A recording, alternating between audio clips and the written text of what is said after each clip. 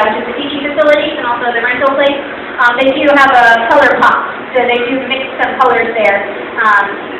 So using those different metallic oxides. And then they, mix it all together so it's homogeneous and then melt it, and when it's nice and hot, then you can just gather out your color and immediately start blowing glass with that color, which is really nice for certain things.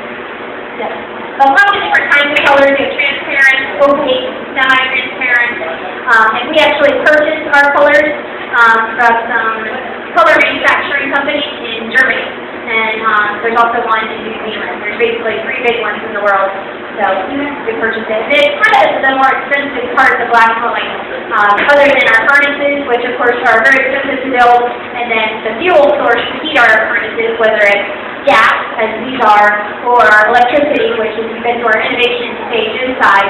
Those are electric furnaces. Here are their transfer, flipping this around, so we created a nice little transfer honey using the diamond files on that restriction line, and tap. Very nice. Crowd was wild. Guided clapping moment, that's okay. Punch it back in the screen, yep.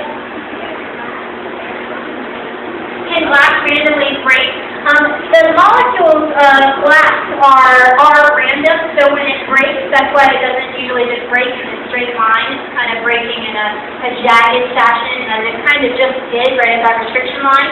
So yes, it does randomly break, but it's not just a arranged crystalline material. So yes, it is a random breaking. But a lot of glass, you're talking about if I make this beautiful bowl and I set it on the table, will at some point it just decide to break.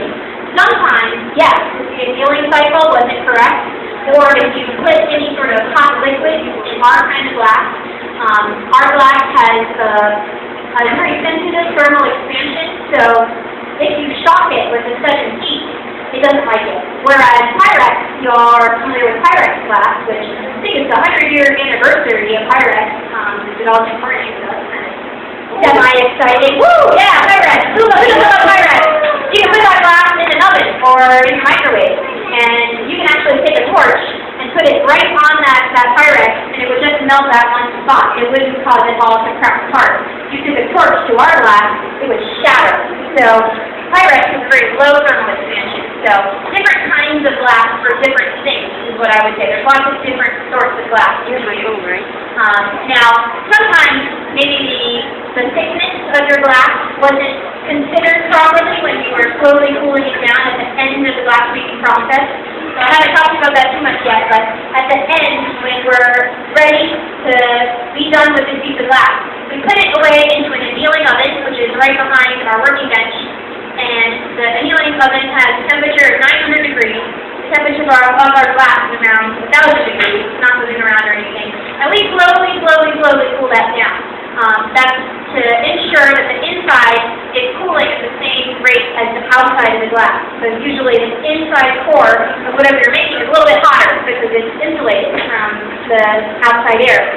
So if your glass cools down too fast, or the thickness of what you're making isn't considered, maybe you're making paperweight, which is really thick glass, and you only do an 8-hour annealing cycle, it'll probably crack, and it might break at a later time. Whereas if you're cooling your glass down at our thickness, our glass usually isn't bigger than an inch or 2 for what we make up here, and we have a shorter annealing cycle, so which is fine for our glass. But if you go look at that, the Hale telescope lens on the inside of the 200 feet across, that took like 11 months to anneal. So the thicker the glass, the longer you